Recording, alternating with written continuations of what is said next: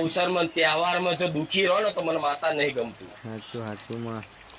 આ તો એક હરખનો ઉત્સાહનો આનંદનો દિવસ છે.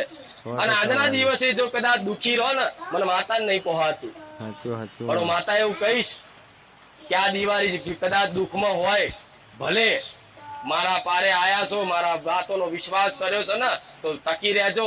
આવતી દિવાળી સુધી તમારા ઘેર સુખના અજવાળા ના કરવા આવું તો હું રહું મારી મેલડી લઈ.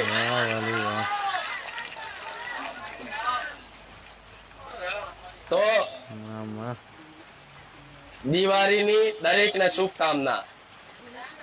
કાલ દિવાળીની દરેક મારા ભાવિક ભક્તોને શુભકામના. અને બીજા દિવસ બેસતા વર્ષના નવા વર્ષના દરેક મારા ભાવિક ભક્તોને રામ રામ. કેમ રામ રામ? કે દિવાળી રામની છે એટલે